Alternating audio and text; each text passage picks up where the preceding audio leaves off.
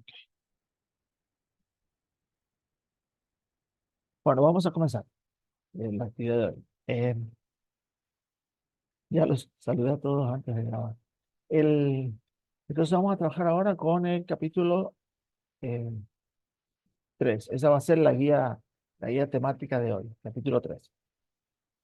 Y en este capítulo, eh, tomando los conceptos y las palabras de la clase pasada, eh, elementos, átomos, con eso vamos a arrancar ahora. Yo voy a tratar de no repetir así tanto contenido de memoria, sino que procurar de generar una imagen mental del átomo, cosa de que sea más fácil recordar los contenidos y apropiarse de los contenidos. Eh, vamos a ver, si bien hay, ¿cómo hacerlo resumido? Si bien eh, el estudio de esta partícula elemental, la unidad básica y elemental de la materia que es el átomo, se trabajó en distintas líneas de investigación hace muchos años y se definieron, ustedes posiblemente en el secundario han visto las distintas teorías atómicas. Nosotros no nos vamos a detener en esa historia, sino que vamos a trabajar con el modelo actual del átomo. Entonces, cortando camino con eso, nosotros nos vamos a quedar con la imagen mental del clásico átomo, viste, que está dibujado en la televisión, en Discovery, no sé, un núcleo y los electrones que dan vuelta. Bueno, es la mejor representación, ¿no? Sería el modelo atómico actual, el último, el más reciente.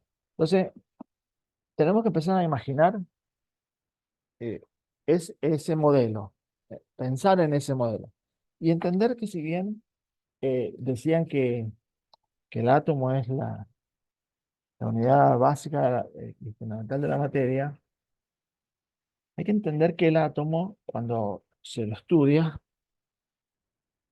hay muchas teorías muy interesantes que, bueno, eh, después si quieren las charlamos formalmente después de la clase grabada, pero eh, el átomo, si bien se lo define como una partícula, cuando uno lo observa en detalle, lo analiza y lo estudia, el átomo está formado por otras partículas subatómicas. O sea que el átomo, si bien es un elemento desde el punto de vista eléctrico neutro, él está formado por un núcleo eh, y ese núcleo está formado por partículas nucleares, y ahí aparece el concepto del protón y del neutrón, en donde el protón es una partícula cargada positivamente y el neutrón es una partícula que no tiene carga, pero forma parte en muchos átomos, ya lo vamos a ver a medida que avancemos ahora con la teoría, forma parte de la estructura del núcleo, ¿no? Aunque el núcleo, uno lo puede pensar simplemente constituido o conformado por protones, es legítimo eso, ya vamos a ir avanzando un poquito. Entonces, el átomo con un núcleo, con partículas nucleares, el protón y el neutrón, el protón tiene carga positiva. Y como yo recién les comenté, el átomo es una partícula neutra. Por lo tanto, si el núcleo es positivo, evidentemente las otras partículas atómicas tienen carga negativa y esa otra partícula atómica es el electrón. ¿De acuerdo? Lo interesante de esto, que es lo que ustedes deben imaginar, y ahora seguramente yo les voy a hacer algunas preguntas a ver si en el chat me contestan así con una o dos palabras cortitas las frases. Eh, el átomo en su totalidad es neutro. Esto quiere decir que tanto las partículas que están en el núcleo, los protones, cada una de esas partículas tiene una carga positiva. debe tener en toda la estructura la misma cantidad de electrones. ¿Para qué? Para que las cargas positivas y negativas queden neutralizadas y el átomo formalmente sea neutro. Por supuesto que el átomo se va a convertir en una partícula cargada cuando hablemos del concepto de ion, pero ahora analicemos esta partícula, esta unidad, el átomo. El núcleo, que es positivo siempre, y los electrones que están alrededor, que son negativos. Entonces, qué sé yo, es un principio básico que a la final no hace falta ni cursar física de secundario para entender y tener el concepto de que las cargas opuestas se atraen. Entonces, la pregunta simple que yo les hago es, fíjense, a ver, para darle un poco más de fuerza a la pregunta, fíjense que acá en la diapositiva que estoy compartiendo con ustedes, el protón tiene una masa, o sea, el tamaño de la partícula, la masa, lo que pesa, es realmente muy grande comparado con la masa del electrón.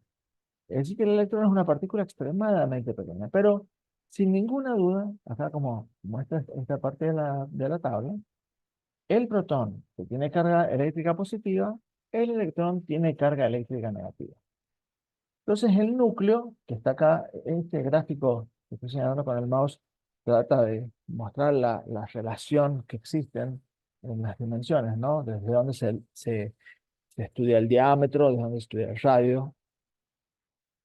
Entre el núcleo y donde se encuentra el electrón, hay un espacio. Entonces la pregunta que me aparece, y entiendan lo que recién les acabo de decir, que la partícula del protón es grande y la del electrón es muy chiquitita. Si las cargas eléctricas opuestas se atraen, ¿por qué razón el electrón no cae o queda atrapado, pegado en el núcleo? ¿Por qué razón? A ver, ¿qué es lo que les parece a ustedes? Recuerden que el principio de que las cargas opuestas se atraen es una ley. Esto es lo que trata de mostrar acá, ¿no? Repulsión y atracción. ¿Por qué el electrón no cae al núcleo? Porque esta partícula tan chiquitita, eh, que es atraída hacia el núcleo, porque el núcleo tiene una partícula grande positiva, ¿por qué este electrón no cae en el núcleo? Esa era una de las viejas teorías que decían que el átomo lo representaban como un pan de Navidad, donde las pasas de uva serían los electrones, pero no, no era así, no formaban una sola masa todo. Identificaban las partículas subatómicas, pero no era el modelo apropiado. ¿Por qué el electrón no cae al núcleo?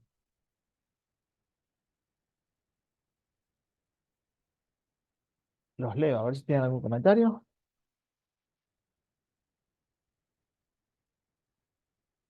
Y esta pregunta tiene que ver con lo siguiente, para que ustedes comprendan y generen una imagen que es la de la órbita. ¿Ven?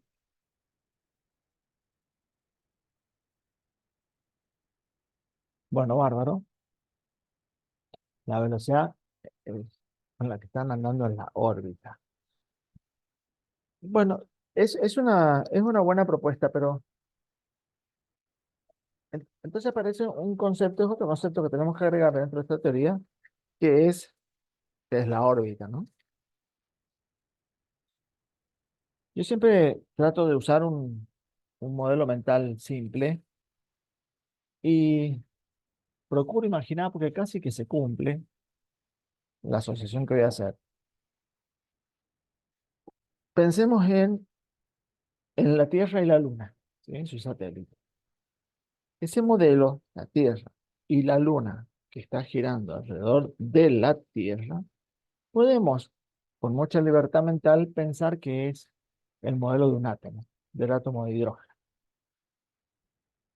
Entonces, Yo les pregunto acá desde la Tierra, nosotros parados en el núcleo, de ese modelo mental que estamos tratando de crear, eh, ¿qué es la órbita lunar?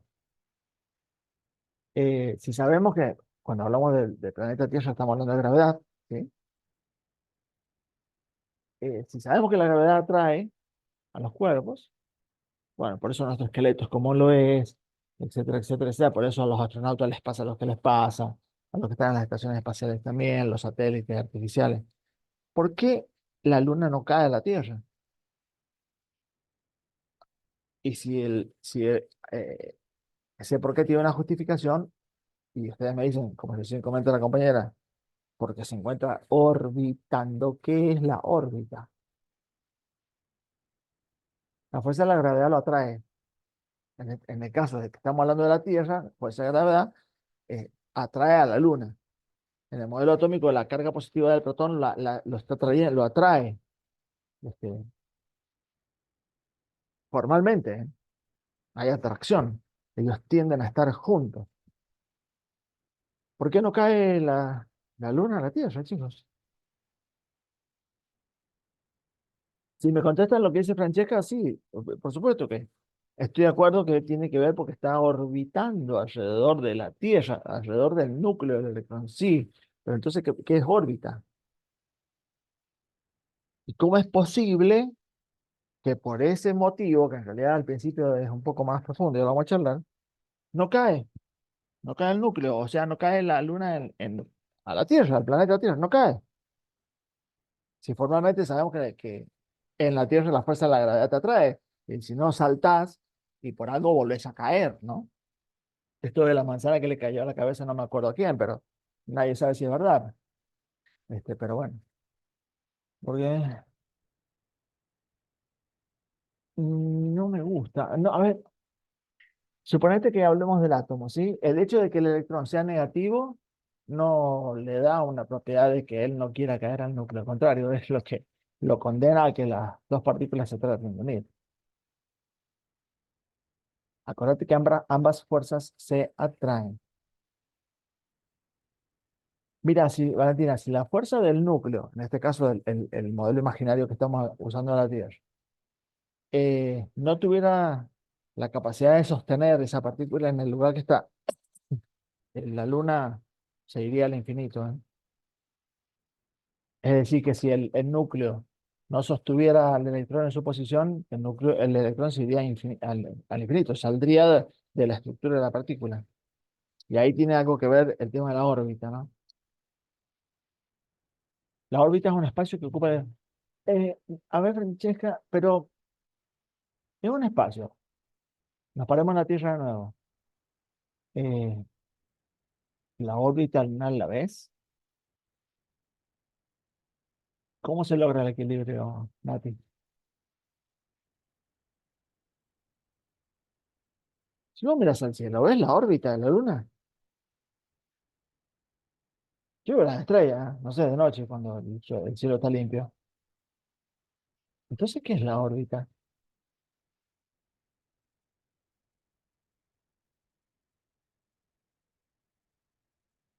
Interesante el comentario, Nati, pero no son las palabras correctas. Bueno, vamos a dejar de andar con este acertijo. Eh, en el chat, ustedes han ido colocando palabras que son claves, ¿no? E ideas que forman parte de la respuesta. ¿Qué pasa con la Luna? Pasa con este modelo, el modelo de la Tierra y su satélite que da vuelta y los satélites que nosotros seres humanos mandamos y qué sé yo. Miren, chicos, primero definamos qué es la órbita. La órbita no es nada físico formal. eh, no es una capa que nosotros miramos y no nos deja ver el universo. La órbita, primero, es una zona matemáticamente probable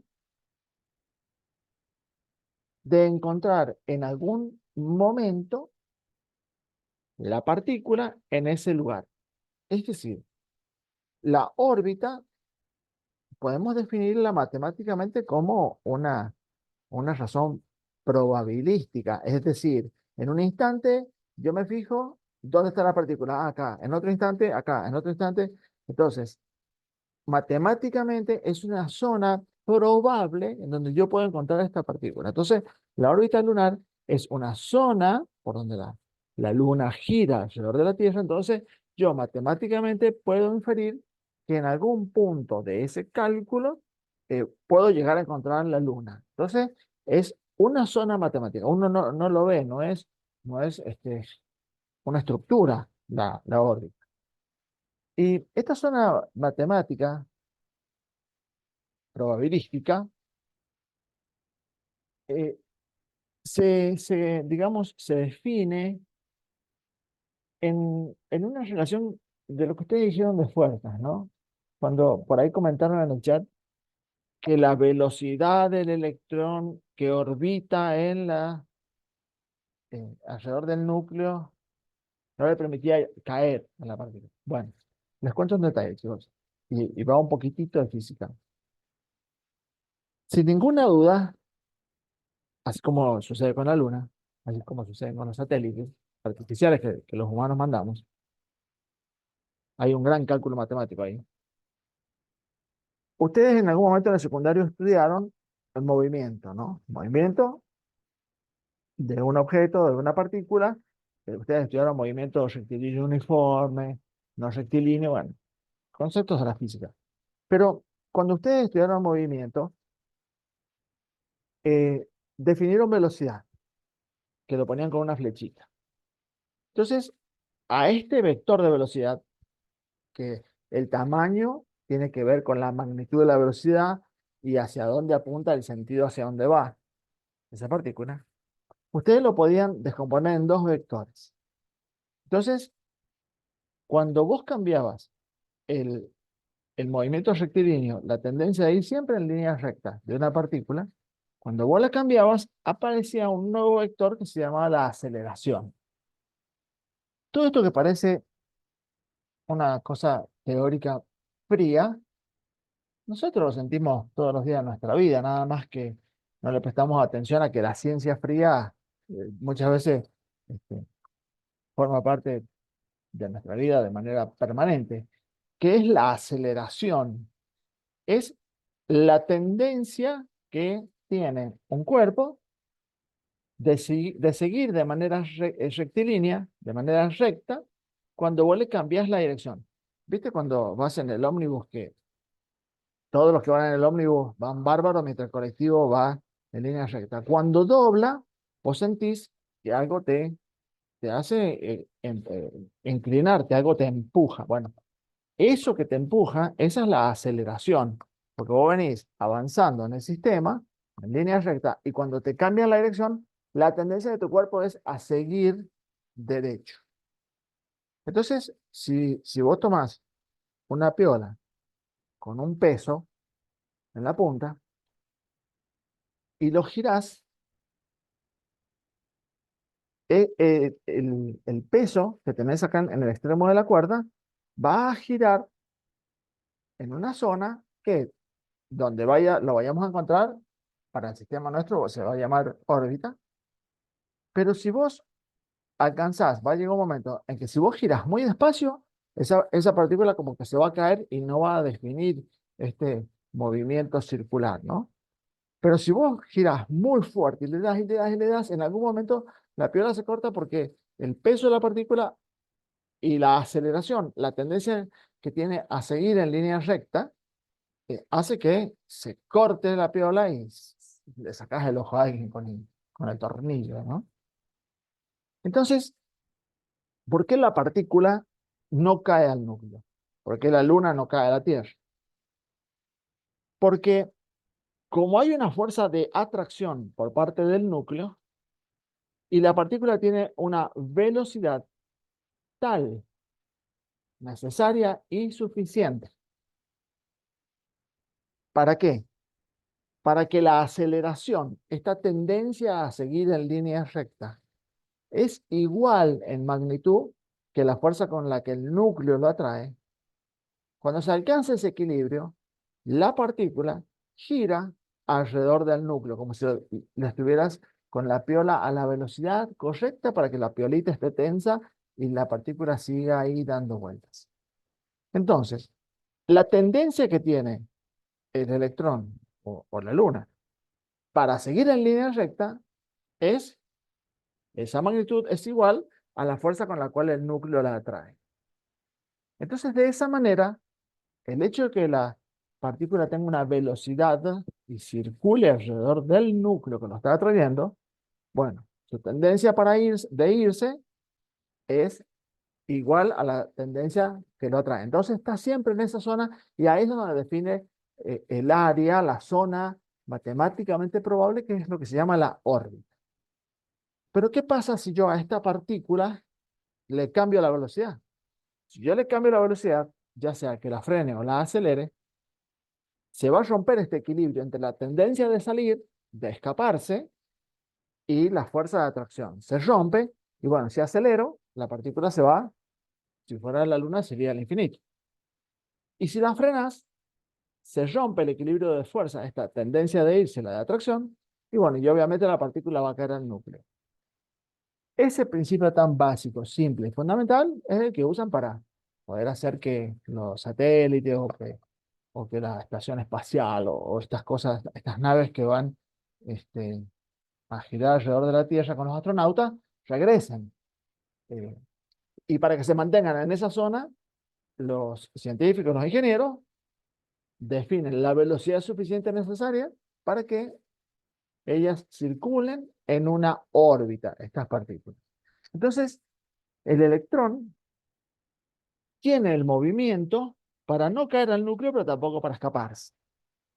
Y así, el núcleo, a medida que tenga cada vez más protones, y si es una partícula neutra, necesariamente cada vez más electrones, va a ir acomodándolos en distintos caminos, las órbitas, de forma tal de que conformen la estructura total del átomo. Estos caminos probables no son todo el mismo, porque existen principios de exclusión. Por ejemplo, en una órbita no pueden circular más de 2 electrones. ¿Por qué? Porque es probable y estadísticamente existe la chance de que choquen y colisionen entre ellos. Entonces, por cada camino no circulan más que 2 electrones como máximo, por cada órbita. Entonces, como no pueden haber más de 2, es necesario crear otra y otra y otra y otra. Pero la energía que está involucrada para atraer los electrones que están cada vez más afuera es diferente. Entonces define zonas de energía, que es lo que nosotros llamamos los niveles. Ya vamos a tratar de crear una imagen mental de eso. Entonces, la estructura del átomo es el núcleo y los electrones que giran en sus órbitas a la velocidad apropiada para que la tendencia de escaparse sea la misma que la fuerza con la que los atrae. Entonces, se mantienen en esa región. Si por ahí se piensan, ¿por qué hablamos eh, de configuración electrónica si estamos cursando medicina? Bueno, porque precisamente entender este fenómeno, este proceso, es lo que a ustedes les va a permitir comprender cómo sacas una placa radiográfica.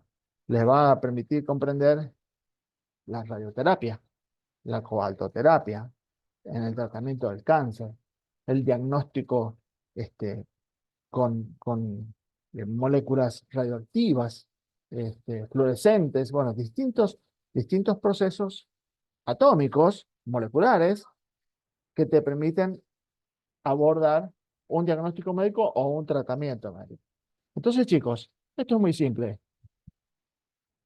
El día que frene la Luna, cae la Tierra. El día que acelere, se escapa de la órbita. ¿Y qué pasará después? No lo sé, ¿no? Quiero hacer una pausa de 30 segundos para saber si se comprendió la idea con una imagen mental. Si entendieron esto, que desde el punto de vista de la lectura son muchas cosas físicas y matemáticas, y la ecuación de velocidad y la ecuación de aceleración. ¿Entendieron cuál es el fundamento de por qué el electrón gira donde está y no cae al núcleo ni se escapa. ¿Entendieron lo que es la aceleración? ¿La han sentido en el cuerpo alguna vez?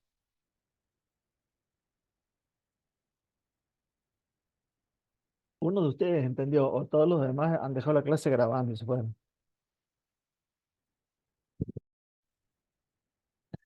Gracias, Camilo. Por lo menos hay dos testigos que están presentes. Bueno, entonces, este, nada, a ver, no hace falta que todos den el presente, chicos. Gracias, gracias por el comentario. Entonces, quiero que tengamos esta imagen para que cuando ustedes lean y estudien, no sea una cosa nada más que de memoria así durísima, ¿no? Ustedes piensen en esto. Este es el principio básico y fundamental de esta partícula.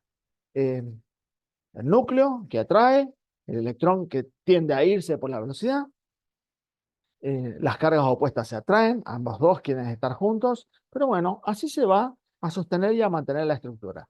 Y también porque este tema es interesante y es importante para medicina, porque cuando hablemos de metabolismo tenemos que entender que todos estos procesos de niveles de energía, que el electrón se mueve y todo eso, nuestro cuerpo lo va a gestionar a través de las vías metabólicas, las vías oxidativas, ¿viste? Que te dicen, tenés que hacer, aumentar tu metabolismo oxidativo, salir a correr, andar a nadar, hacer pilates. Eh, ¿Por qué? Porque nuestro cuerpo procesa precisamente los electrones de los átomos y en ese procesamiento, al final del camino, es cuando se obtiene el ATP, que es esta molécula rica en energía que permite desarrollar un trabajo físico. Y este proceso del metabolismo es tan eficiente que hasta inclusive le das la mano a tu amigo y salta una chispa, ¿no? Eso que sentís que hay un chispazo eléctrico que se ve en la noche. O sea, que el cuerpo gestiona la energía y las leyes de conservación de la masa y la energía de la clase pasada, bueno, va cumpliendo con esos principios, que son leyes, y el metabolismo del cuerpo, digamos que lo que busca es esto, ¿no? Lograr obtener energía a través del procesamiento químico de las moléculas. Y fíjense que es tan importante y las señoritas seguramente saben con mayor efectividad que muchos de nosotros, los varones, eh, este proceso, esta cosa de las cremas contra el envejecimiento, para restaurar la piel, todo lo que hace a esto de la salud de la piel, del cabello. ¿Por qué? Porque cuando aparecen electrones, esto es un comentario que no les voy a tomar el parcial, pero me interesa que lo lean, es muy importante, es muy interesante. Cuando algunas moléculas o átomos pierden un electrón, no tienen un electrón de más por algún fenómeno que ya vamos a analizar más adelante de una manera profunda, no para el cursillo, sino cuando estemos cursando, se producen en general lo que se denominan los radicales libres. Estos radicales libres tienen que ver con fumar, con el sedentarismo, con eh, tomar café, por ejemplo.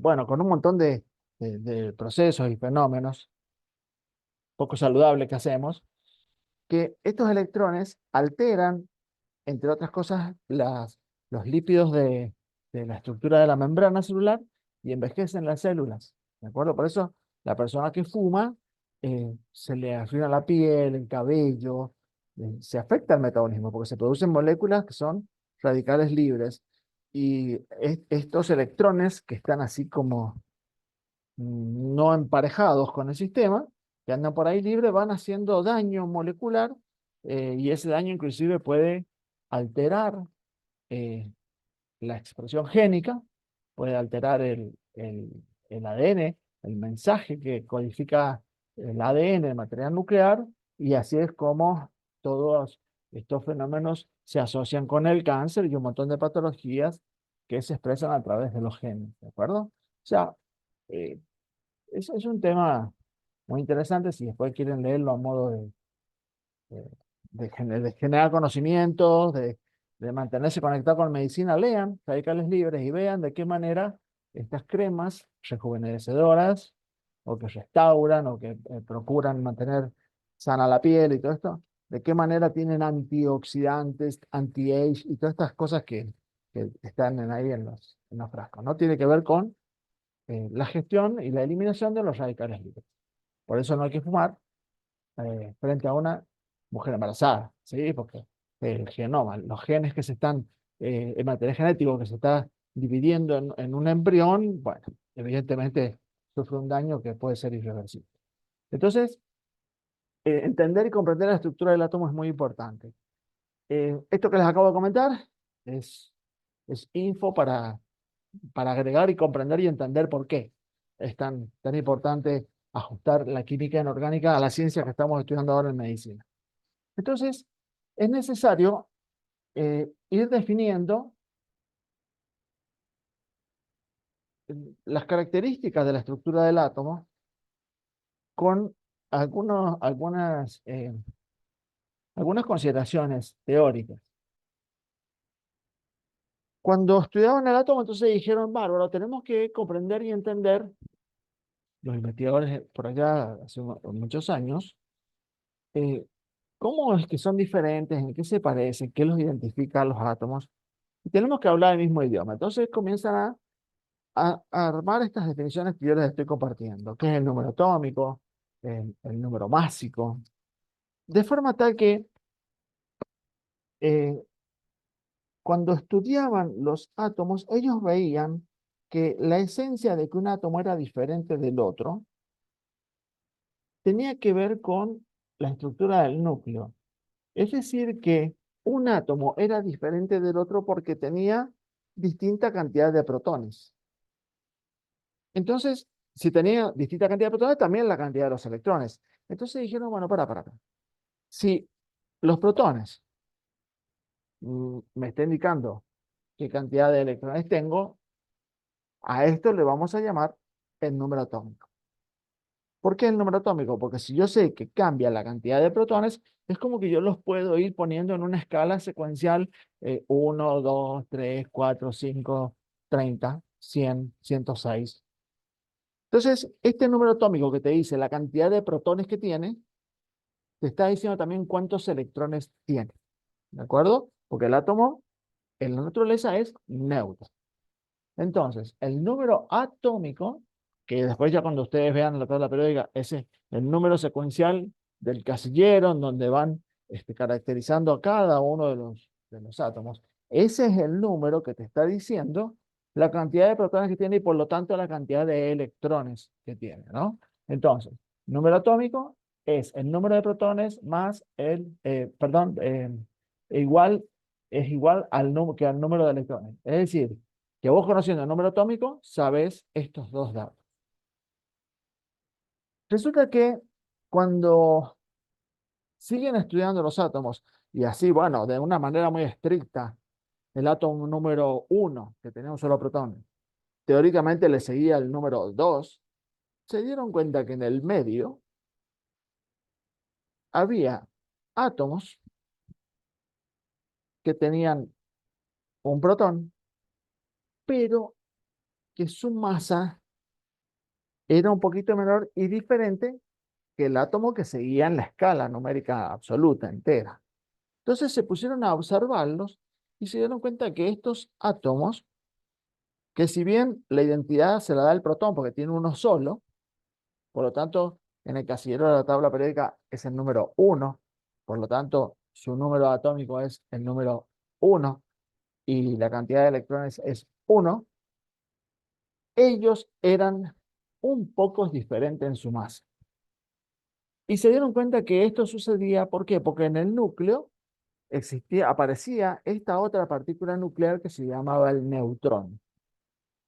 Entonces, cuando ellos se encontraron con estas entidades, dijeron a esto le tenemos que dar un nombre. Y aparece el concepto de los isótopos. Los isótopos son los átomos que tienen la misma cantidad de protones, pero distinta cantidad de neutrones en la estructura del núcleo. Por lo tanto, son ellos, pero son parientes, ¿no? Tienen la misma cantidad de protones, pero ya empiezan a tener presente partículas en el núcleo. que como son neutrones, no modifica la cantidad de electrones y tampoco modifica su carga eléctrica. Entonces, aparece lo que se denomina el número másico, porque lo que variaba era la masa de este átomo. Ellos veían que entre este átomo y el que seguía, el uno y el número 2, número atómico 2, habían átomos que eran más pesados que el uno y más liviano que el 2. Entonces, la masa era distinta. Y esto tenía que ver porque tenía partículas en el núcleo que eran los neutrones. Entonces, así definen el número másico. El número másico de un átomo es la suma de los protones y los neutrones que tienen en el núcleo. ¿Está bien? Entonces, si a vos te dan en un problema o en una pregunta, ¿cuántos neutrones tiene un átomo cuyo número másico es X cantidad? Si te están diciendo el número atómico, haces la resta y obtenés la cantidad de protones, de neutrones, perdón. Entonces, el número másico, recuerden que era esto de que no llegan a la masa del segundo del que sigue, ¿no? Del segundo átomo, porque tiene partículas en el núcleo, te define la cantidad de protones más la cantidad de neutrones. Entonces, estas dos definiciones hay que tenerlas como una referencia. Y el ejemplo está acá, los isótopos. A ver, el hecho de que existan isótopos y que tengan distinta masa, porque ustedes tengan en cuenta que cada una de estas partículas por ellas mismas pesa, ¿no? Miren, acá está. Acá está el protón, tiene una masa de 1,673 por 10 a la menos 24 gramos. El neutrón tiene también una masa formal, pesa 1,675 por 10 a a la menos 24. Y el electrón, que es muy chiquitito, también tiene su masa, tiene su peso, que es 9,11 por 10 a la menos 28. Es mucho más chiquitito, pero son, son partículas, ¿no? Que tienen masa. Entonces, si igual al núcleo le vas agregando estas otras partículas que pesan, que tienen masa, eh, esa es la razón por la cual el peso atómico que figura en las tablas periódicas, vean una tabla periódica si la tienen por ahí, van a ver que el peso atómico, la masa de los átomos, tiene valores decimales de 1, no sé, 189. ¿Y por qué el peso es una fracción? Porque el peso de este átomo, el hidrógeno, es el peso de todos los isótopos que existen en la naturaleza. Por ejemplo, en el caso de el hidrógeno, existen tres isótopos. Uno que se llama protio. El protio es aquel que está formado solamente por el protón y electrón, a secas, hidrógeno. Pero existen también átomos con el número atómico 1, son el hidrógeno, pero aquel que posee en su núcleo también un neutrón se llama deuterio. Y por tener estas dos partículas juntas, pesa un poquitito más que este, ¿no? Entonces el deuterio contiene dos partículas nucleares, el protón y un neutrón. Analizando, aparece que existe otro isótopo más, el tritio. El tritio, que son tres partículas en el núcleo. El protón, que lo identifica como hidrógeno, es el número atómico, ¿sí? Más dos neutrones. En total, tres partículas nucleares. Por lo tanto, si ustedes ven acá, gráficamente vos te das cuenta que si estas tres están juntas, pesan más que este y más que este, ¿no? Entonces, esa es la razón por la cual la masa del átomo de hidrógeno en la tabla periódica tiene fracciones. ¿Por qué? Porque es el promedio de la masa de los isótopos de ese átomo. Volvamos otra vez a preguntarnos para qué nos sirve en medicina. Es simple, chicos. Muchos de estos isótopos son, por ejemplo, radioactivos, ¿sí? Entonces vos podés, eh, por ejemplo, marcar una molécula reemplazando sus hidrógenos con un hidrógeno, pero el isótopo radioactivo, el tritio, por ejemplo, y esta molécula va a emitir radiación. Entonces, si vos tenés un contador que detecta la radiación, un contador Geiger, vos esta molécula de glucosa se la colocás en sangre al individuo, la dejás que circule y como la glucosa es una molécula que se va a procesar por las células, vos podés ir siguiendo por dónde va esta radioactividad transitando los órganos, sistemas, aparatos. Bueno, un poquito esto que yo les acabo de decir a ustedes es el fundamento de la tomografía axial de positrones. Eh, que hay, ya está instalado en San Juan un equipo de esto, que precisamente te colocan una solución de glucosa radioactiva y ven en dónde se concentra la radioactividad, que son aquellas células que están muy exigentes y muy aceleradas en el consumo metabólico, como es una de las características de las células tumorales, que han perdido el control. Entonces procesan sin control a altísima velocidad las moléculas. Entonces en ellas se empiezan a acumular estas moléculas que van consumiendo, consumiendo, consumiendo y forma puntitos de radioactividad. Entonces de esta manera el aparato te hace una tomografía y va escaneando con un contador Geiger. Entonces va localizando dónde hay células cancerígenas, metastásicas o tumor primario. Bueno, y otras cosas más. Puede ser, hacerse con galio, con un montón de moléculas modificadas con átomos especiales que se usan para el diagnóstico médico. Tu pregunta, Camila, yo no creo que tenga sentido saber el número exacto, preciso. Lo que pasa, bueno, es un valor que sí, te puede interesar y no es difícil de aprenderlo, pero como que no sería objetivo mío que sepan ese detalle, pero sí que comprendan y tengan una dimensión de la diferencia de masas y tamaños que tienen las partículas, el electrón respecto del protón y del neutrón, ¿sí? El protón se parece mucho al neutrón, que son muy grandes, definen el tamaño del núcleo, y los electrones que siempre están dando vuelta, así tal cual como en el modelo terráqueo que traté de usar de ¿ok? Entonces, ¿quedó claro el concepto de isótopos, chicos? Y el fundamento de por qué nos sirve para la ciencia médica. Miren, acá tienen otro ejemplo, y en el secundario esto lo tienen que haber visto. El carbono, eh, que es uno de los elementos, em, gracias, Francesca, es uno de los elementos más abundantes en la biología, tiene también isótopos. El más estable de ellos es el átomo de carbono 2. Es el más abundante y el más estable.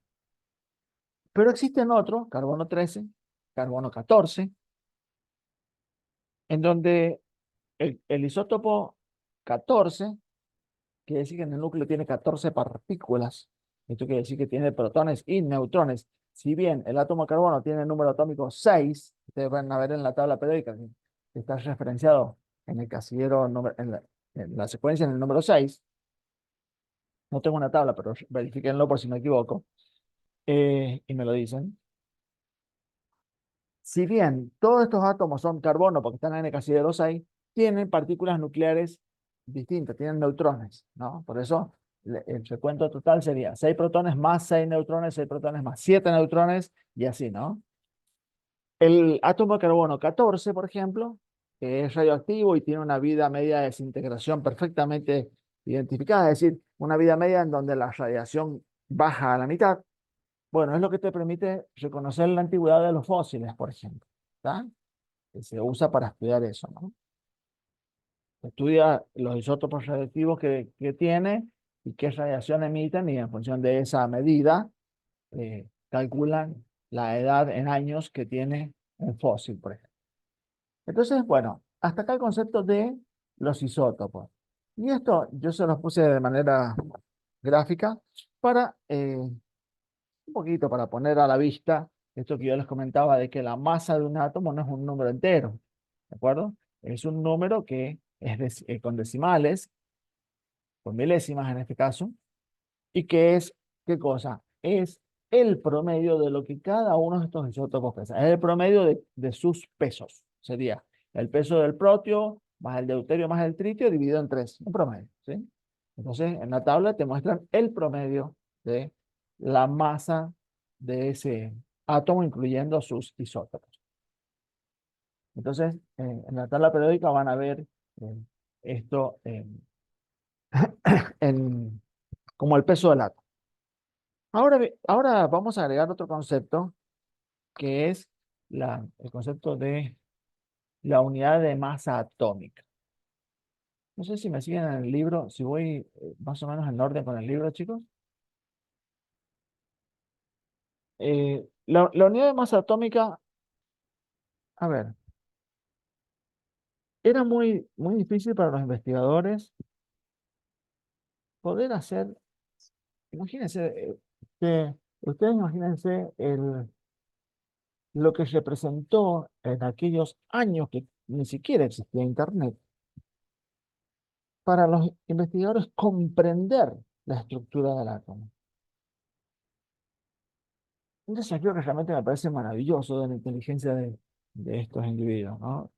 Realmente, chicos, no existía ni la calculadora. O sea, hoy no vivimos sin el celular, imagínense ellos, ¿no? En aquella época. Inclusive creo que no había ni electricidad. Pero eh, ellos dijeron, bueno, a ver, ¿cómo nosotros podemos dimensionar de alguna manera eh, cuán pesados, cuán grandes o cuán diferentes son los átomos entre sí?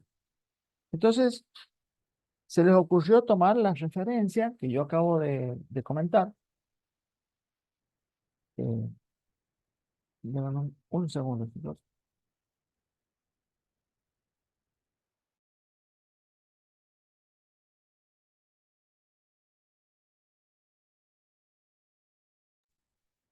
Eh, entonces dijeron, bueno, consideremos una, una forma de medir y de manera relacionada todos los átomos. Entonces tomaron como patrón de que el átomo eh, que se encuentra más abundante en la naturaleza es el átomo de carbono. Entonces dijeron, bueno, mira, tomemos el átomo de carbono, el más estable, y veamos cómo es su masa, cómo es su composición. Entonces toman al átomo de carbono 12, el isótopo 12, que es el que se encuentra con mayor abundancia.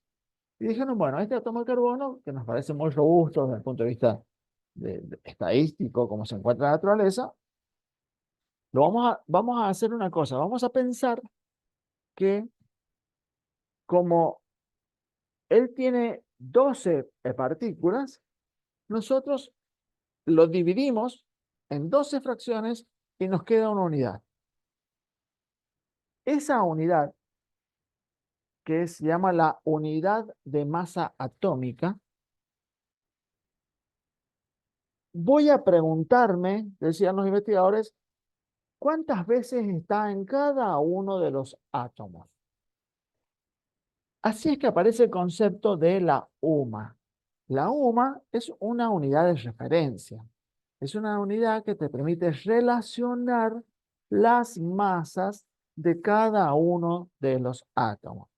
Después, esta unidad, la UMA adimensional, la relacionaron con una unidad de peso, el gramo, y así es que definen el peso atómico, que después cuando empecemos a combinar vamos a ir hablando del concepto de peso molecular, ¿sí?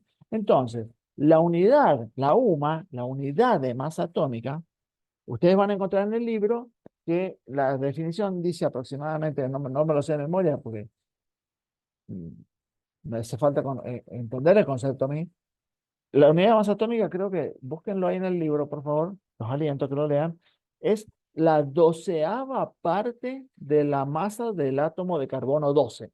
Es decir, Es como considerar que una sola partícula de este átomo de carbono eh, es el que uso como referencia, es mi unidad de medida, ¿de acuerdo? Entonces, eh, fíjense, a ver chicos, si encuentran la definición en el libro, a ver, fíjense, por ahí debe estar. UMA, unidad de masa atómica. Háganle control F y busquen UMA. La doceava parte de la masa de un átomo de carbono. Esa es la UMA. Y vuelvo a decir, esta unidad, en palabras simples y de una manera muy coloquial, lo que los científicos tratan de referenciar es esta unidad. ¿Cuántas veces está en un átomo? ¿Sí? Entonces, de esa manera pueden ir construyendo una secuencia de la masa de los átomos.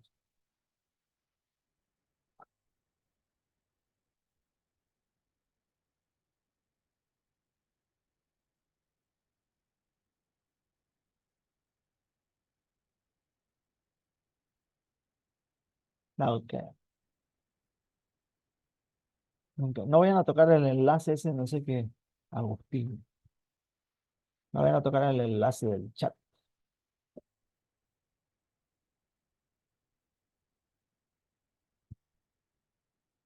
Bueno, si vuelve a aparecer el mensaje de Agustín Pac, lo saludamos cordialmente y lo despedimos de la sala por hoy. Bueno, entonces, resumen integrado. No olviden recordarme 10 minutos antes que se acaba la clase. He tratado de describir de una manera coloquial lo que ustedes tienen que leer de manera formal en el libro, la estructura del átomo, el modelo actual del átomo, la teoría, la última, la más reciente, eh, entender por qué los electrones están girando, que ese lugar donde giran es nada más que una referencia matemática, no es algo tangible que pudiéramos nosotros sacarle una foto y verlo, sino que es una zona matemáticamente probable de encontrar esa partícula en el lugar. Hemos visto por qué razón estas partículas que son de cargas negativas no se atraen y quedan unidas. Tiene que ver con la velocidad y la aceleración y las fuerzas de atracción. Hemos descrito cómo son las estructuras de los átomos, qué pasa con el núcleo, qué pasa con los neutrones, definen los isótopos. Y también he tratado de poner en la agenda de hoy el concepto de la UMA, la unidad que usan como referencia para comparar todos los átomos, ¿no? Tomando siempre al átomo de carbono 12, porque sería el más estable y el presente en la naturaleza. A ver, Nati, ¿vos lo buscaste? Vale, va.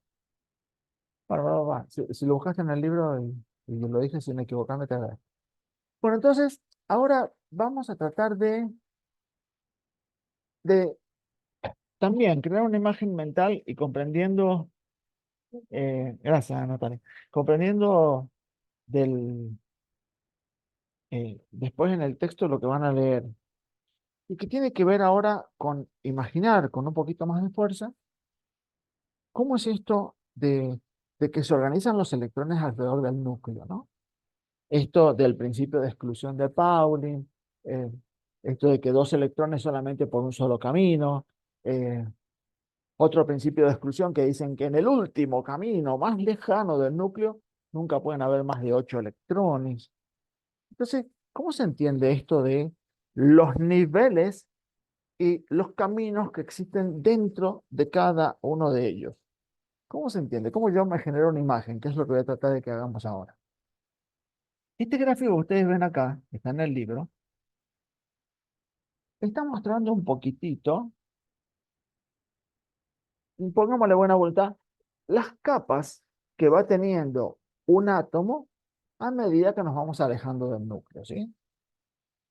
Entonces, si acá está el núcleo, existe una zona, acá, que es el primer nivel de energía, es la primera zona en donde andan los electrones. Después va a existir otra zona que está un poquito más lejos, no en la misma proporción, porque también hay que entender que la fuerza de atracción del núcleo obviamente tiene un alcance, ¿no? Así nos vamos alejando y obviamente la fuerza se te va agotando, ¿no?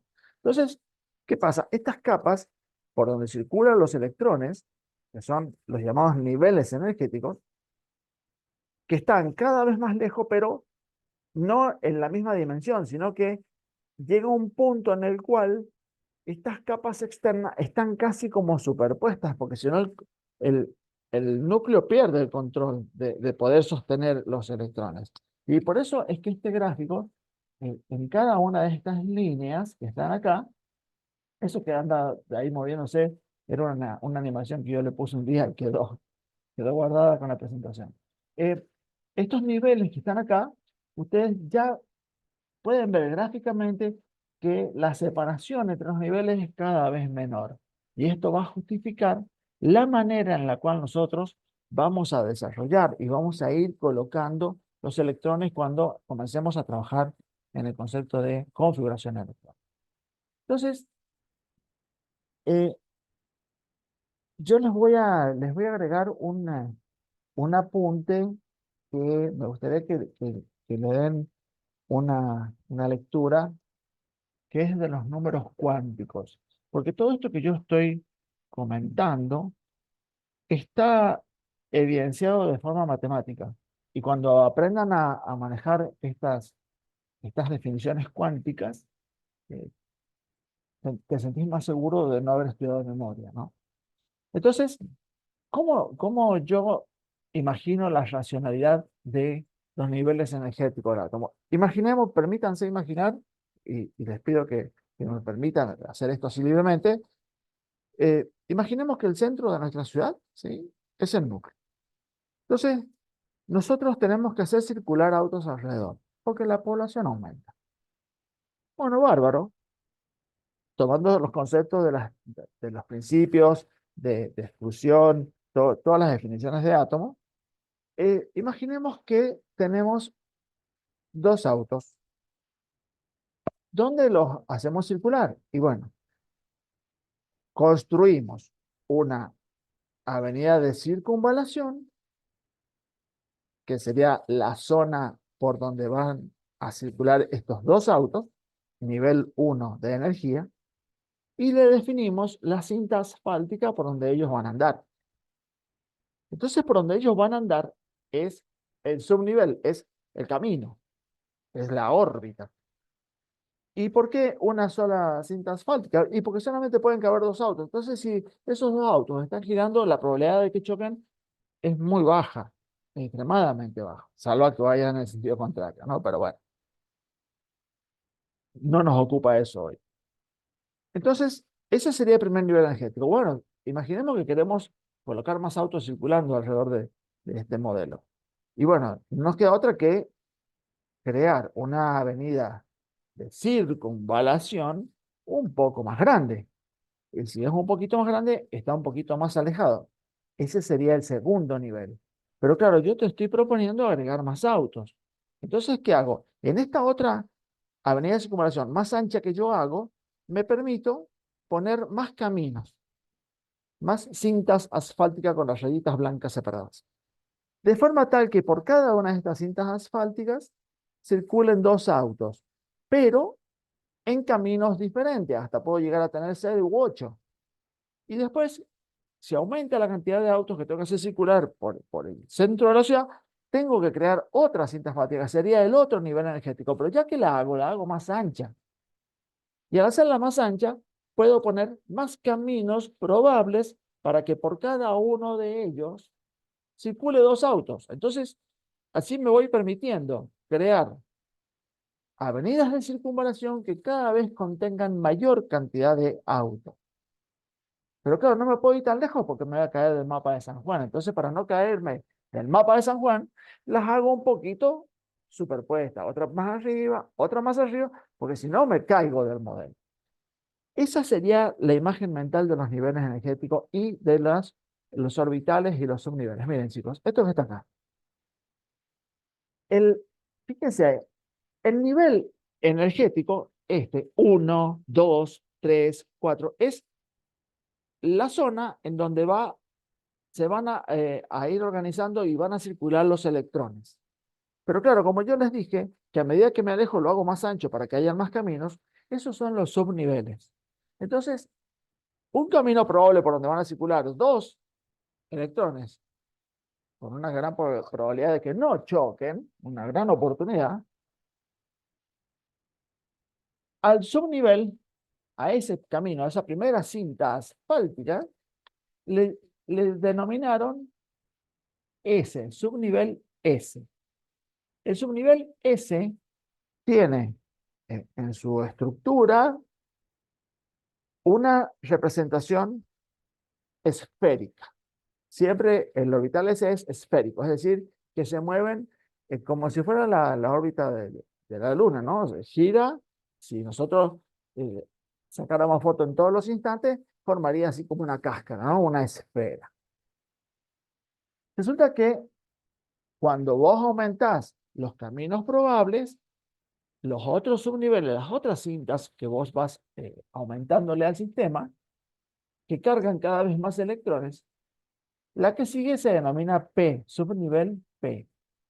Seguimos creciendo y generamos un camino S, un camino P, y todavía nos quedan electrones para colocar y hay en otro camino. ¿En dónde? En los D. Y si tenemos más electrones, volvemos a poner en el S, en el P, pero siempre cambiando de nivel.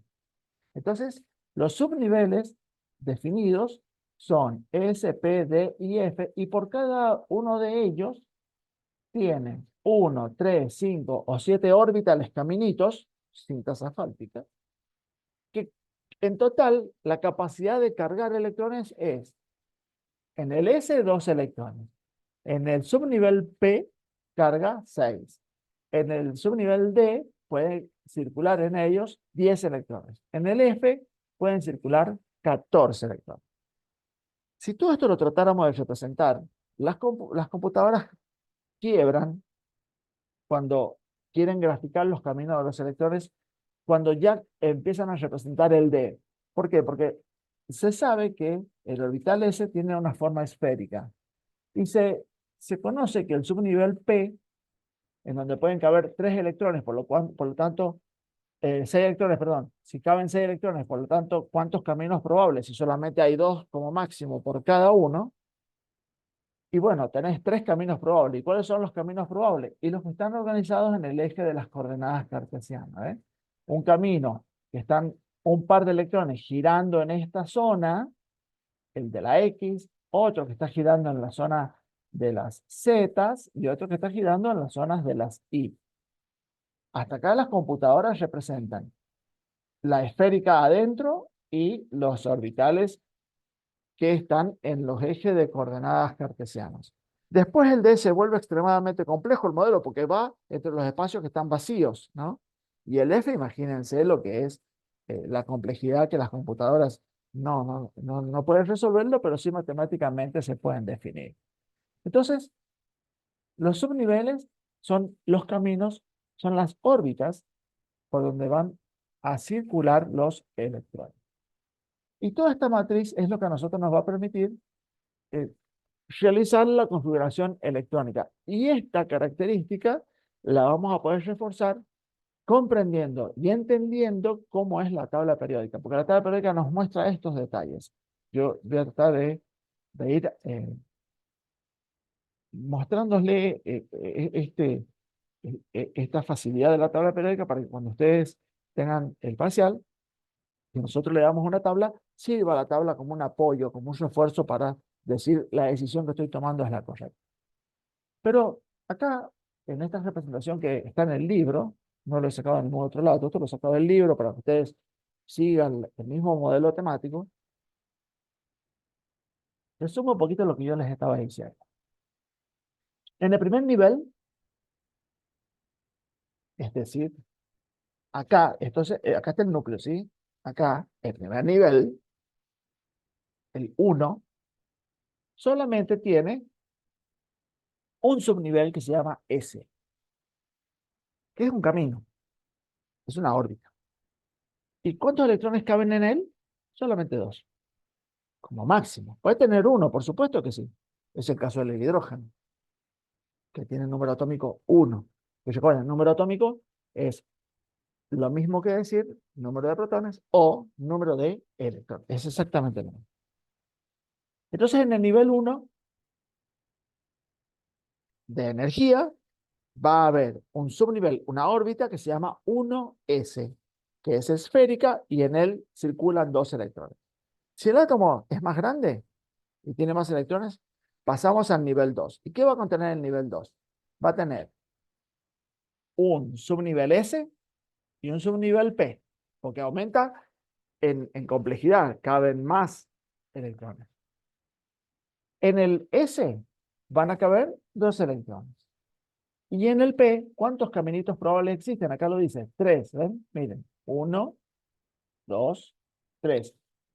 Este es el subnivel P completo, así mostrado como una fotografía completa, en donde por cada eje imaginario de las coordenadas cartesianas va a circular un par de electrones. Por lo tanto, en este eje van a circular 2, 4, 6. Por eso el orbital P carga hasta 6 electrones.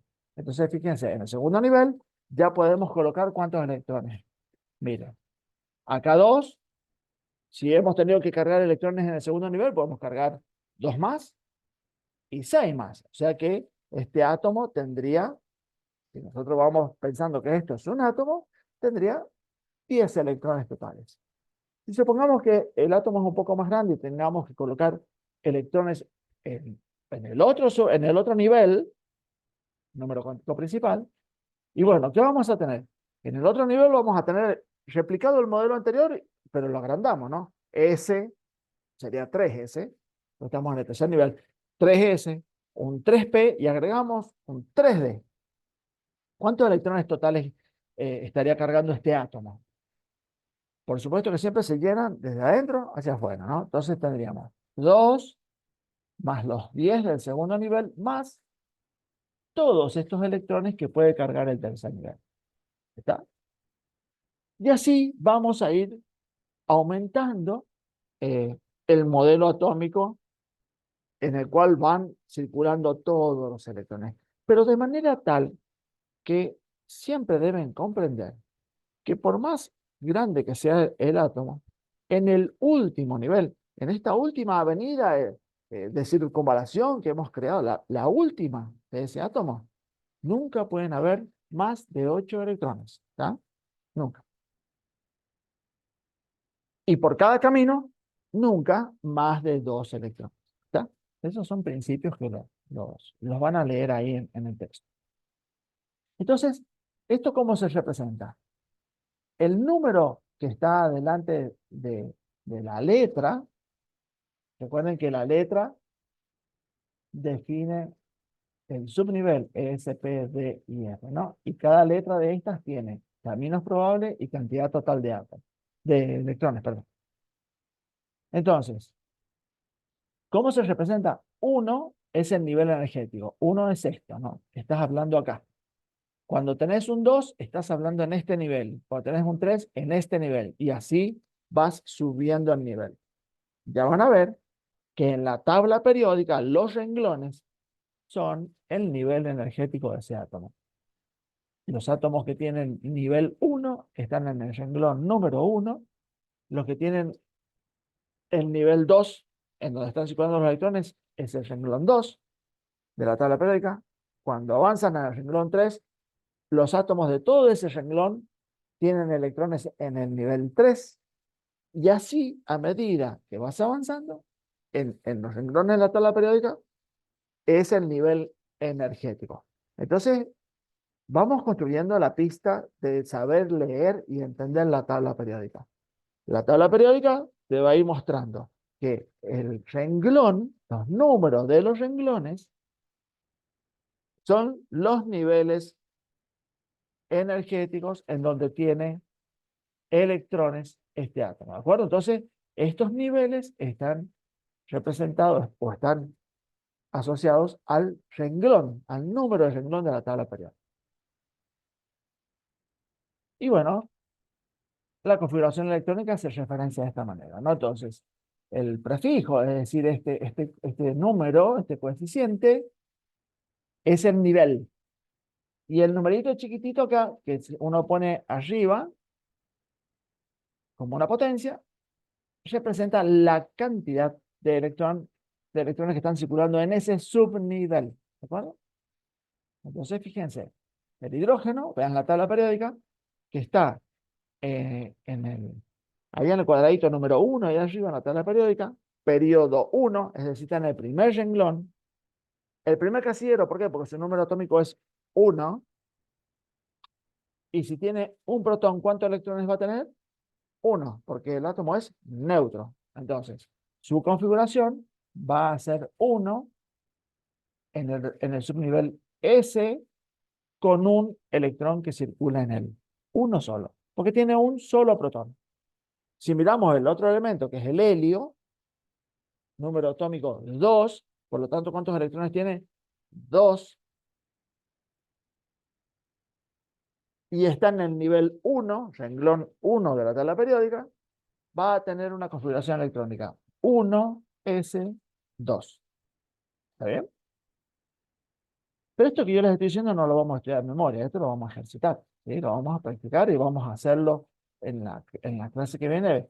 Vamos a trabajar con una pizarra en blanco. Yo voy a trabajar con una pizarra y les voy a pedir que ustedes me acompañen un poquitito eh, con estos ejercicios, ¿sí? Yo lo voy a estar haciendo y ustedes van conmigo haciéndolo a la par y van diciéndome si salió bien, tuve dificultades y todo.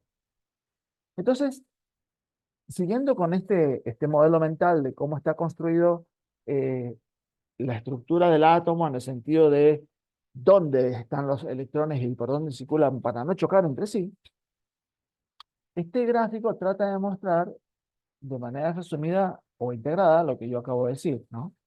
Fíjense, este gráfico muestra los niveles de... Me está apagando. Tengo un monitor que me está fallando en la corriente. Tenemos el nivel este, energético. Corresponde al número cuántico principal. El nivel energético. Segundo nivel, tercer nivel, cuarto, quinto y sexto. Son los renglones de la tabla periódica. En el nivel 1 existe solamente 1s, por lo tanto carga solo 2 electrones. Lo acabo de leer cuando estaba hablando del hidrógeno y del helio. Si habláramos de un elemento que está en el renglón número 2 de la tabla periódica, número cuántico principal 2, nivel energético 2 como máximo, en el nivel 2, ¿qué va a haber? Va a existir un 2s, en donde va a cargar 2 electrones, y subnivel P, que tiene 3 caminos probables. Un camino en la X, en la Y y en la Z, ¿no? Entonces acá van a caber 2 electrones, 2 y 2. ¿Sí?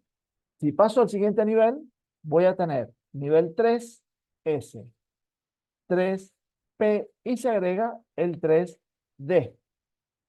Pero fíjense un detalle. Miren este detalle de las flechitas. El nivel 3 tiene 3S, 3P y 3D. El 3 dice que pertenece al nivel 3. Pero fíjense que en el gráfico está escrito a la altura del nivel 4. ¿Por qué?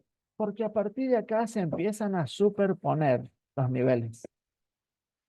Entonces, como se superponen, porque cada vez va siendo más grande el átomo, entonces es una gran dificultad, como se superpone, los electrones se van llenando en un orden diferente de lo que esperaríamos en primera instancia.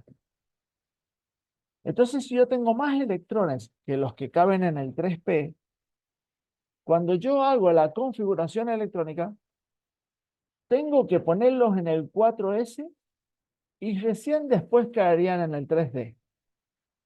Cuando llene acá y sigo teniendo electrones, los coloco en el 4p. Y fíjense dónde queda el 4d, superpuesto con el 5. Y acá está el 5. Y empiezan a superponerse cada vez más. Bueno, pero esto no se preocupen que no hay que estudiarlo en memoria. Esto hay un modo de hacerlo. Un modo práctico, ¿no? Que ya se los voy a enseñar yo. Que esto es lo que le denominan la regla de las diagonales.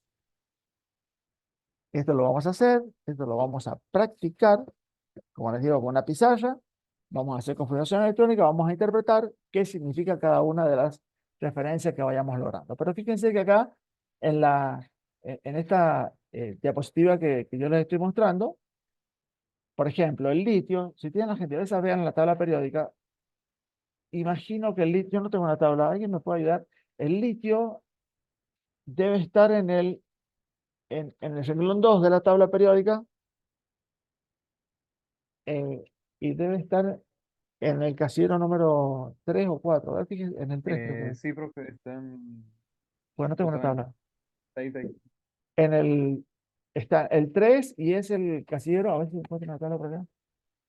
Claro, el litio.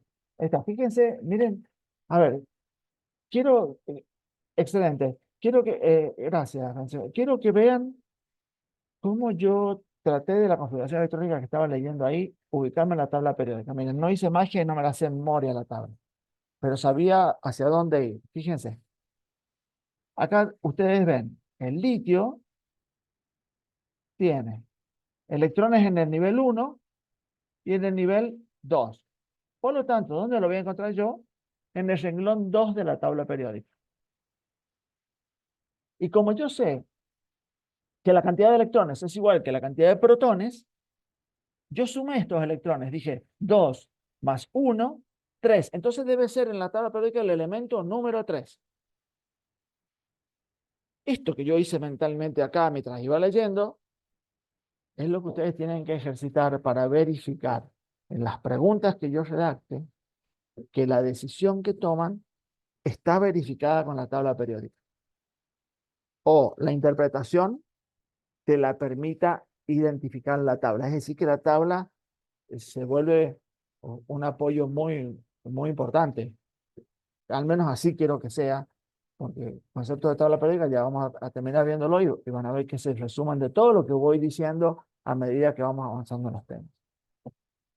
Entonces, el elemento litio, ¿qué llenaría? Tendría dos electrones acá y acá dice 2s1. ¿Por qué? Porque el electrón que me falta completar lo coloco como dice la flechita acá. Si tuviera, perdón, si tuviera más electrones, los debería colocar acá. Cuando completo esto, en el 3. Cuando completo, y así, ¿no? Ya acá aparece la regla de las diagonales. Y esta representación de las reglas de las diagonales que yo he colocado acá, eh, es lo que nosotros vamos a hacer para no aprenderla de memoria.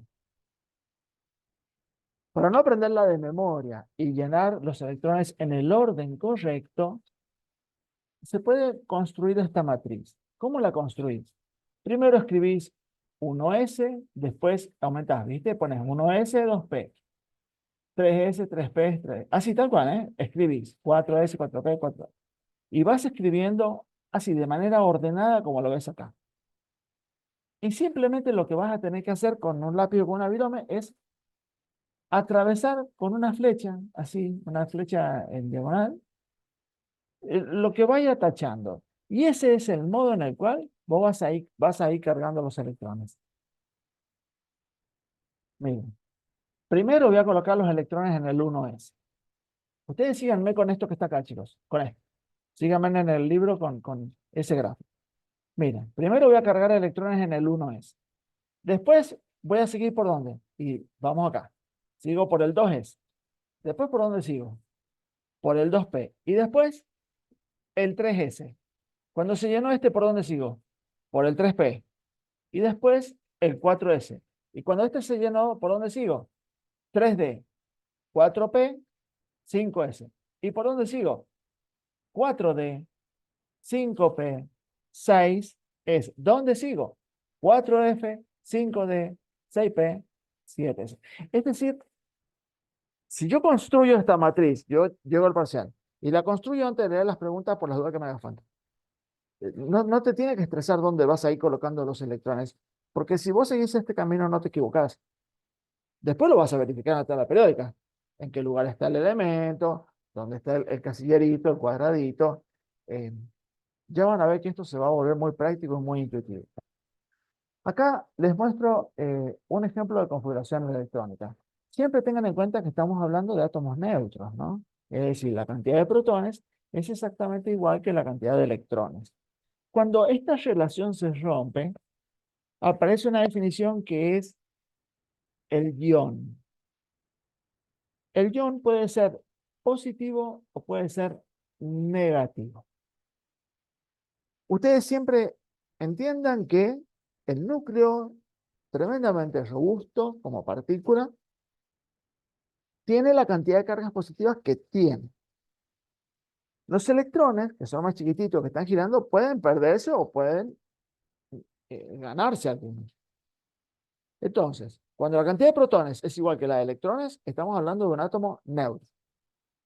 Pero si yo a este átomo, que está neutro, le saco un electrón, se va a convertir en un ion positivo. ¿Por qué? Porque esta neutralidad, iguales cargas positivas del núcleo e iguales cargas negativas de los electrones, cuando yo le retiro uno, gracias Marco, yo le retiro un electrón, ¿qué es lo que no cambió? La carga del núcleo. Entonces va a sobrar una carga positiva. Va a sobrar una carga positiva. Por eso ese ion se va a convertir en un ion positivo. Al ser positivo va a migrar al cátodo, que es el polo negativo de los sistemas eléctricos. Entonces se va a llamar cation. Pero si yo a este átomo tengo caminos vacíos, le agrego un electrón, lo que era neutro, ahora le está sobrando un electrón y el electrón es negativo, por lo tanto este ion se va a convertir en un ion negativo. Y por ser negativo va a migrar en un sistema eléctrico hacia el polo positivo, el ánodo. Entonces el concepto de ion es el átomo que posee carga eléctrica, positiva o negativa. Va a ser positiva cuando vos le retires electrones y va a ser negativa cuando vos le agregues electrones al átomo neutro. ¿Está bien? Entonces, ese es el concepto de ion. Y para ir terminando la clase de hoy, acá saqué este, algunas configuraciones electrónicas que están referenciadas en el libro como ejemplos. Estas son fotos electrónicas, son fotos de átomos verdaderos, ¿sí? Eh, miren, cómo acá lo que te va mostrando es cómo los elementos van siendo diferentes en el número atómico y cómo es su configuración electrónica. ¿Ven? Si ustedes ven, no, miremos acá y miren la tabla periódica. El litio va a tener un electrón en el nivel 2, ¿no? El berilio, que seguramente debe estar al lado de él, se diferencia del litio porque tiene un electrón más, es decir, su núcleo tiene un protón más. Si yo miro el que sigue, en el grupo A debe estar el boro. Fíjense si tienen la tabla por ahí, chicos. El boro, que debe ser el átomo número 5, creo que es. Debe ser el 5, porque están todos los anteriores. Acá está graficado el último nivel, ¿sí? Después va a seguir el carbono, un electrón más. Después va a seguir el nitrógeno, después el oxígeno, otro electrón más. ¿Eh? Y se van llenando los electrones en los caminos probables, hasta que llega un momento en el cual está completamente todos los caminos probables. Cuando esto sucedió, cuando el último nivel tiene 8 electrones, los elementos se denominan eh, gases nobles o inertes. ¿Por qué? Porque el modelo más estable de un átomo es que en su último nivel tiene 8 electrones, que es la característica de los gases nobles. Todos los átomos cuando reaccionan químicamente tienden a parecerse al gas noble más próximo, ya sea ganando electrones si el camino es cortito o perdiendo electrones si el camino es cortito. Miren, vean en la tabla, a ver si yo tengo por acá una tabla. Fíjense en la tabla. El sodio, para parecerse al gas noble más próximo, esta columna es la de los gases nobles. El sodio, para parecerse a un gas noble, al más próximo, ¿qué es lo que le queda más cerca? ¿Llenar de electrones para llegar al argón o perder el que él tiene para parecerse al neón? Entonces, uno pensando y viendo la tabla de esta manera, uno va va empezando a darse cuenta de qué tipo de enlace va a formar, qué tipo de ion va a constituir. Porque piensen, si el sodio es neutro y a él le conviene para estar cómodo en la manera soñada, le conviene parecerse al neón, al elemento anterior, es muy probable que el sodio tenga una gran capacidad de perder su electrón y convertirse en un ion positivo, porque de esa manera en el último nivel tiene 8 electrones, aunque se parece al neón, no lo es, pero él se siente así, cómodo. Si pensáramos en el cloro, y el cloro miren todo lo que tiene que perder para parecerse al neón. Le conviene ganar un electrón y se parece al argón. Por lo tanto, cuando forma iones el cloro, es muy probable que forme iones 1 negativo. Y de a poquito vamos a ir aprendiendo las valencias. Entonces, la tabla periódica que me permitía a mí, me permite saber, que vamos a hablar de todo el detalle de la tabla periódica, pero vayan agregando ya estos comentarios, ¿no? Entonces, los renglones que se llaman periodos es el nivel energético. Y en esta agrupación de la tabla periódica ya vamos a ver que los que están en la columna 1 y 2 tienen electrones en el S. Los que están en esta zona tienen electrones en el orbital D. Y los que están en esta región tienen electrones en el orbital P. ¿De qué nivel? Y bueno, será del nivel que corresponda. Ya lo veremos a eso. ¿Y cómo llegamos hasta ahí? Con la regla de las diagonales. Eso lo vamos a hacer de manera práctica y lo vamos a analizar. Y bueno, los elementos de transición que están los lantanios y el actinio, que todo este segmento que está acá abajo cabe en ese casillero, bueno, tienen electrones en el F, son extremadamente inestables. Entonces, hasta acá la clase de hoy. Quiero que lo revisen. La clase que viene lo que vamos a trabajar va a ser los números cuánticos. Yo se los voy a mostrar, se los, se los voy a formular, les voy a enseñar a utilizarlos y vamos a hacer algunos ejercicios de configuración electrónica. Y lo que sí les pido es que tengan la tabla periódica a mano, porque para que vayamos verificando y ustedes me van diciendo, profe, no coincide, profe, se equivocó, profe, hasta que juntos todos aprendamos a hacer configuración electrónica y validarla en la tabla periódica para tener un, un check de seguridad cuando elegís la opción de tu pregunta del parcial, ¿de acuerdo? Bueno, chicos, ¿les parece que llegamos hasta acá con los contenidos? Yo creo que es mucho lo que hemos trabajado hoy, ¿eh? Mucho, mucho, mucho. Pero no me interesa la cantidad, me interesa que hayan comprendido. Eh, no pretendo saberlo ya de memoria, pero quiero saber si he logrado un poquito ese objetivo. Comprender de qué se trata esto, cómo se hace, que hay herramientas, que hay modos y que hay una gran ayuda, que es la tabla periódica que te permite ir chequeando esto. ¿Comentarios? ¿Algún comentario? ¿Se sintieron bien con la clase?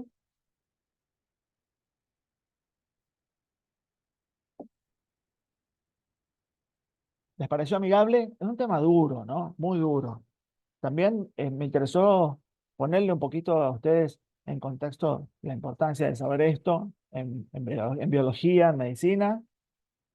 Lean por ahí para eh, ganar más cultura, radicales libres, lean lo de las cremas, todo eso que usamos en el cotidiano, ¿eh? Léanlo. Bueno, chicos, gracias por los comentarios. Nos encontramos en la próxima clase, ¿les parece? Papel, lápiz, tabla periódica. Si pueden tener esto leído, excelente. Yo voy a subirles material ahora, les voy a subir el video en unos minutos y voy a ver si les comparto también un documento de números cuánticos para que los vayan leyendo. Yo les ayudo a manejarlos, a formularlos, a escribirlos y saber qué nos muestran, qué nos dicen los números cuánticos, ¿ok? Chicos, eh, un saludo muy afectuoso para todos. Gracias por la tolerancia, el tiempo. Y bueno, a descansar, un poco de recreo que a la mente le hace falta, ¿eh? Chicos, gracias por todo. Que estén muy bien. Gracias por todo, ¿eh?